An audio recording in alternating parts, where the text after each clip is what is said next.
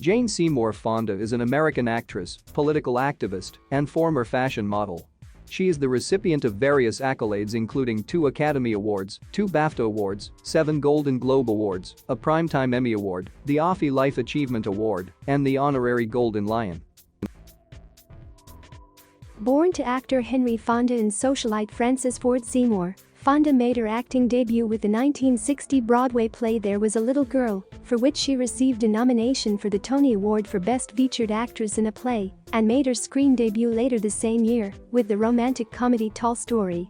She rose to prominence in the 1960s with such films as Period of Adjustment, Sunday in New York, Cat Ballou, Barefoot in the Park, and Barbarella. Her first husband was Barbarella director Roger Vadim.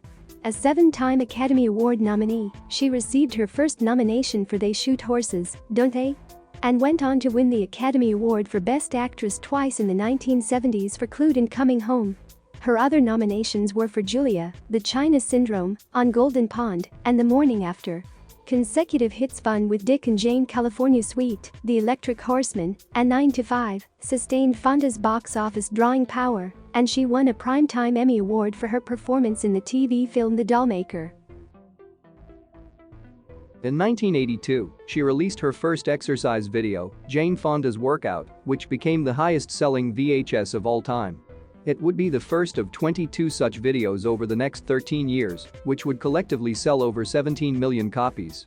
Divorced from her second husband Tom Hayden, she married billionaire media mogul Ted Turner in 1991 and retired from acting, following a row of commercially unsuccessful films concluded by Stanley and Iris. Fonda divorced Turner in 2001 and returned to the screen with the hit Monster-in-Law. Although Georgia Rule was the star's only other movie during the 2000s, in the early 2010s, she fully relaunched her career. Subsequent films have included The Butler, This Is Where I Leave You, Youth, Our Souls at Night, and Book Club. In 2009, she returned to Broadway after a 49-year absence from the stage in the play 33 Variations, which earned her a nomination for the Tony Award for Best Actress in a Play, while her major recurring role in the HBO drama series The Newsroom earned her 2 Primetime Emmy Award nominations. She also released another 5 exercise videos between 2009 and 2012. Fonda currently stars as Grace Hanson in the Netflix comedy series Grace and Frankie, which debuted in 2015, and has earned her nominations for a Primetime Emmy Award and 3 Screen Actors Guild Awards. Fonda was a visible political activist in the counterculture era during the Vietnam War. She was photographed sitting on a North Vietnamese anti-aircraft gun on a 1972 visit to Hanoi, during which she gained the nickname Hanoi Jane. During this time, she was effectively blacklisted in Hollywood. She has also protested the Iraq War and violence against women, and describes herself as a feminist and environmental activist. In 2005, along with Robin Morgan and Gloria Steinem, she co-founded the Women's Media Center, an organization that works to amplify the voices of women in the media through advocacy, media and leadership training, and the creation of original content. Fonda serves on the board of the organization.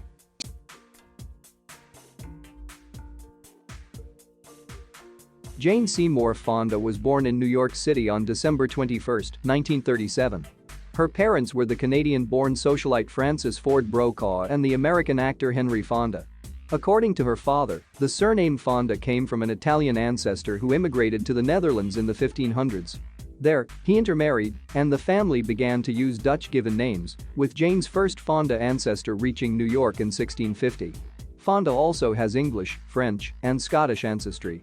She was named for the third wife of Henry VIII, Jane Seymour, to whom she is distantly related on her mother's side. Her brother, Peter, was also an actor, and her maternal half-sister is Frances de Villers Brokaw, whose daughter is Pilar Corias, the owner of the Pilar Corias Gallery in London. In 1950, when Fonda was 12, her mother died by suicide while undergoing treatment at Craig House Psychiatric Hospital in Beacon, New York. Later that year, Fonda's father married the socialite Susan Blanchard, 23 years his junior. This marriage ended in divorce. At 15, Fonda taught dance at Fire Island Pines, New York. Fonda attended Greenwich Academy in Greenwich, Connecticut, the Emma Willard School in Troy, New York, and Vassar College in Poughkeepsie, New York. Before her acting career, she was a model and appeared twice on the cover of Vogue.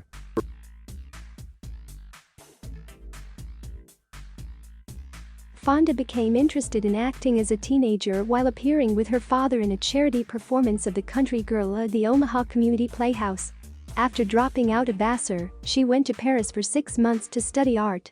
Upon returning to the States in 1958, she met Lee Strasberg, and the meeting changed the course of her life, Fonda saying, "I went to the actor's studio, and Lee Strasberg told me I had talent. Real talent. It was the first time that anyone, except my father who had to say so, told me I was good at anything. It was a turning point in my life. I went to bed thinking about acting. I woke up thinking about acting. It was like the roof had come off my life." Fonda's stage work in the late 1950s laid the foundation for her film career in the 1960s. She averaged almost 2 movies a year throughout the decade, starting in 1960 with Tall Story, in which she recreated one of her Broadway roles as a college cheerleader pursuing a basketball star, played by Anthony Perkins. Frequent collaborator Robert Redford also made his debut in that film. Period of Adjustment and Walk on the Wild Side followed in 1962. The latter, in which she played a prostitute, earned her a Golden Globe for Most Promising Newcomer. In 1963, she appeared in Sunday in New York. Newsday called her the loveliest and most gifted of all our new young actresses. However, she also had detractors in the same year. The Harvard Lampoon named her the year's worst actress for the Chapman Report. Fonda's career breakthrough came with Cat Ballou, in which she played a schoolmarm turned outlaw. This comedy western received 5 Oscar nominations, with Lee Marvin winning Best Actor, and was one of the year's top 10 films at the box office. It was considered by many to have been the film that brought Fonda to bankable stardom. The following year, she had a starring role in The Chase opposite Robert Redford, in their first film together, and 2-time Oscar winner Marlon Brando. The film received some positive reviews, but Fonda's performance was noticed by Variety magazine. Jane Fonda, as Redford's wife and the mistress of wealthy oilman James Fox, makes the most of the biggest female role. After this came the comedies Any Wednesday, opposite Jason Robards and Dean Jones, and Barefoot in the Park, again co-starring Redford. In 1968, she played the title role in the science fiction spoof Barbarella, which established her status as a sex symbol. In contrast, the tragedy They Shoot Horses, Don't They? Won her critical acclaim and marked a significant turning point in her career. Variety magazine wrote, "Fonda, as the unremittingly cynical loser, the tough and bruised babe of the Dust Bowl, gives a dramatic performance that gives the film a personal focus and an emotionally gripping power." In addition, renowned film critic Pauline Kael, in her New Yorker review of the film, noted of Fonda, "Has been a charming, witty nudie cutie in recent years and now gets a chance at an archetypal character. Fonda goes all the way with it, as screen actresses rarely do once they become stars. She doesn't try to save some ladylike part of herself, the way even a good actress like Audrey Hepburn does, peeping at us from behind vulgar roles to assure us she's not really like that. Fonda stands a good chance of personifying American tensions and dominating our movies in the 70s as Bette Davis did in the 30s. For her performance, she won the New York Film Critics Circle Award for Best Actress and earned her first Oscar nomination for Best Actress. Fonda was very selective by the end of the decade, turning down lead roles in Rosemary's Baby and Bonnie and Clyde. In the 70s, Fonda enjoyed her most critically acclaimed period as an actress, despite some setbacks for her ongoing activism. According to writer and critic Hilton Als, her performances starting with They Shoot Horses, Don't They? Heralded a new kind of acting. For the first time, she was willing to alienate viewers rather than try to win them over. Fonda's ability to continue to develop her talent is what sets her apart from many other performers of her generation. Fonda won her first Academy Award for Best Actress in 1971, again playing a prostitute, the Gammon Bree Daniels, in Alan J. Pakula's murder mystery Clute. Prior to shooting, Fonda spent time interviewing several prostitutes and madams. Years later, Fonda discovered that there was like a marriage, a melding of souls between this character and me, this woman that I didn't think I could play because I didn't think I was call girl material. It didn't matter. Upon its release, Clute was both a critical and commercial success, and Fonda's performance earned her widespread recognition. Pauline Kael wrote, "As an actress, has a special kind of smartness that takes the form of speed. She's always a little ahead of everybody, and this quicker beat, this quicker responsiveness makes her more exciting to watch. This quality works to great advantage in her full-scale, definitive portrait of a call girl in Clute. It's a good big role for her, and she disappears into Brie, the call girl, so totally that her performance is very pure, unadorned by. Between Clute in 1971 and Fun with Dick and Jane in 1977, Fonda did not have a major film success. She appeared in A Doll's House, Steelyard Blues and The Blue Bird. In the former, some critics felt Fonda was miscast, but her work as Nora Helmer drew praise, and a review in the New York Times opined, "Though the Losi film is ferociously flawed, I recommend it for Jane Fonda's performance." Beforehand, it seemed fair to wonder if she could personify someone from the past. Her voice, inflections, and ways of moving have always seemed totally contemporary. But once again she proves herself to be one of our finest actresses, and she's at home in the 1870s, a creature of that period as much as of ours. From comments ascribed to her in interviews, some have inferred that she personally blamed the situation on anger at her outspoken political views. "I can't say I was blacklisted, but I was graylisted." However, in her 2005 autobiography, My Life So Far, she rejected such simplification. The suggestion is that because of my actions against a war my career had been destroyed, but the truth is that my career, far from being destroyed after the war, flourished with a vigor it had not previously enjoyed. She reduced acting because of her political activism, providing a new focus in her life. Her return to acting in a series of issue-driven films reflected this new focus. In 1972, Fonda starred as a reporter alongside Yves Montand in Tout Virginia Bien, directed by Jean-Luc Godard and Jean-Pierre Gorin. The two directors then made Letter to Jane, in which the two spent nearly an hour discussing a news photograph of Fonda. Through her production company, IPC Films, she produced films that helped return her to star status. The 1977 comedy film Fun with Dick and Jane is generally considered her comeback picture. Critical reaction was mixed, but Fonda's comic performance was praised. Vincent Canby of the New York Times remarked, "I never have trouble remembering that Miss Fonda is a fine dramatic actress, but I'm surprised all over again every time I see her do comedy with the mixture of comic intelligence and abandon she shows here." Also in 1977, she portrayed the playwright Lillian Hellman in Julia, receiving positive reviews from critics. Gary Arnold of The Washington Post described her performance as edgy, persuasive and intriguingly tensed up, commenting further, "Irritable, intent and agonizingly self-conscious, Fonda suggests the internal conflicts gnawing at a talented woman who craves the self-assurance, resolve and wisdom she sees in figures like Julia and Hammett." For her performance, Fonda won her first BAFTA Award for Best Actress in a Leading Role, her second Golden Globe Award for Best Actress in a Motion Picture Drama, and received her third Best Actress Oscar nomination. During this period, Fonda announced that she would make only films that focused on important issues, and she generally stuck to her word. She turned down An Unmarried Woman because she felt the part was not relevant. In 1978, Fonda was at a career peak after she won her second Best Actress Oscar for her role as Sally Hyde, a conflicted adulteress in Coming Home, the story of a disabled Vietnam War veteran's difficulty in re-entering civilian life. Upon its release, the film was a popular success with audiences and generally received good reviews. Ebert noted that her Sally Hyde was the kind of character you somehow wouldn't expect the outspoken, intelligent Fonda to play, and Jonathan Rosenbaum of the San Diego Reader felt that Fonda was a marvel to watch. "What fascinates and involves me in her performance are the conscientious effort and thought that seemed to go into every line, reading and gesture, as if the question of what a captain's wife and former cheerleader was like became a source of endless curiosity and discovery for her." Her performance also earned her a third Golden Globe Award for Best Actress as well, making this her second consecutive win. Also in 1978, she reunited with Alan J. Pakula to star in his post-modern Western drama Comes a Horseman as a hard-bitten rancher, and later took on a supporting role in California Suite, where she played a Manhattan workaholic and divorcee.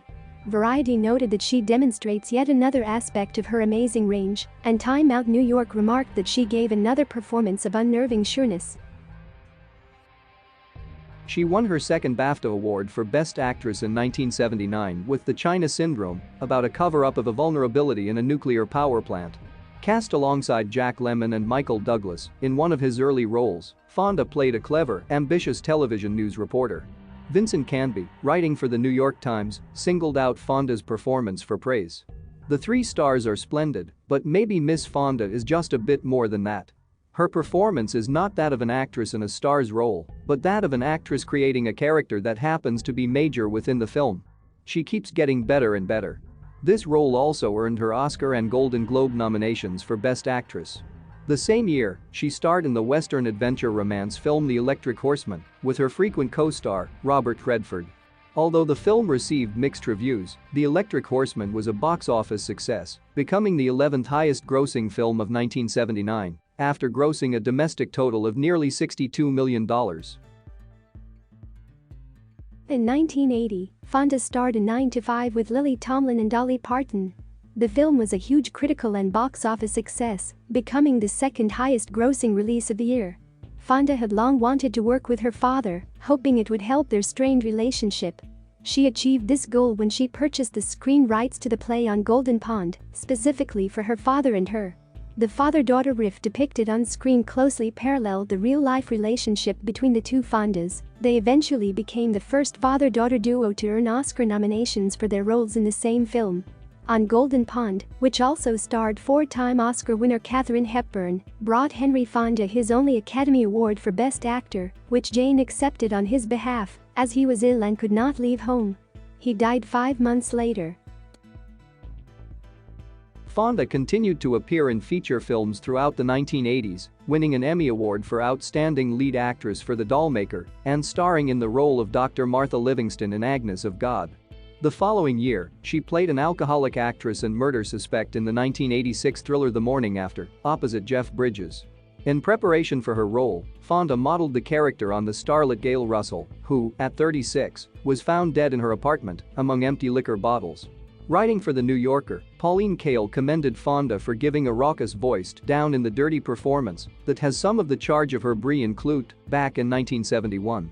For her performance, she was nominated for yet another Academy Award for Best Actress. She ended the decade by appearing in Old Gringo.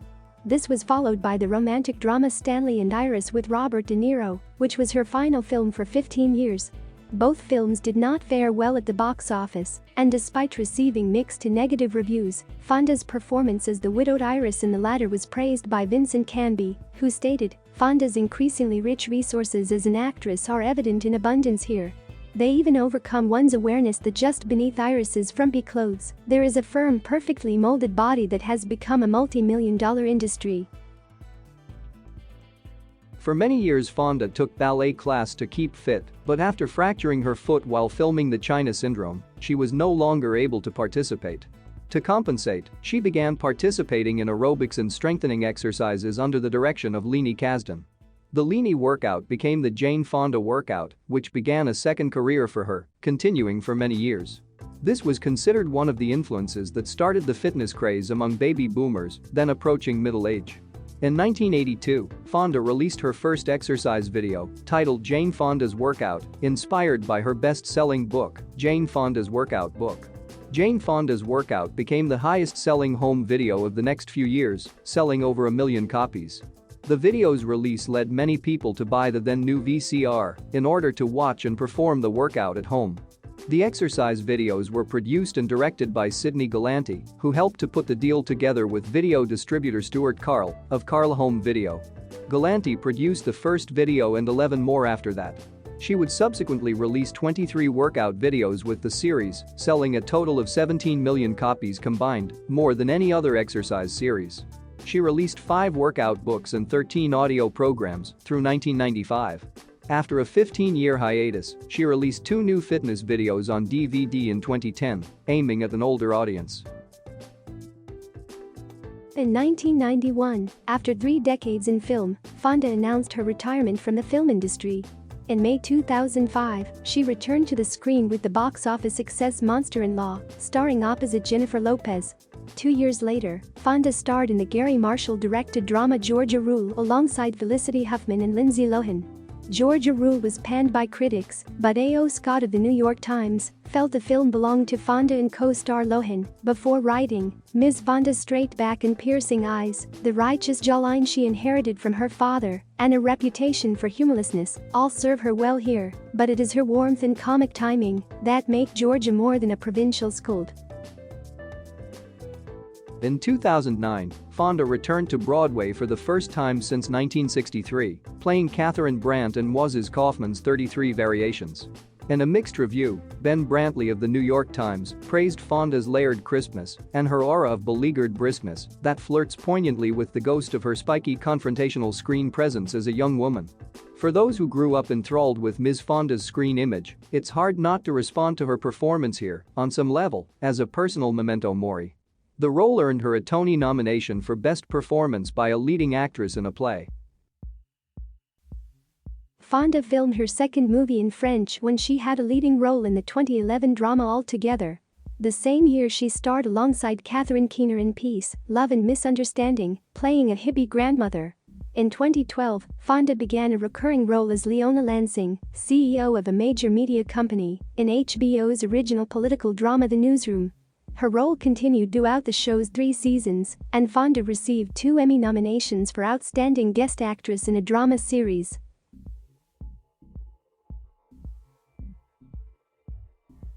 Thank you for watching.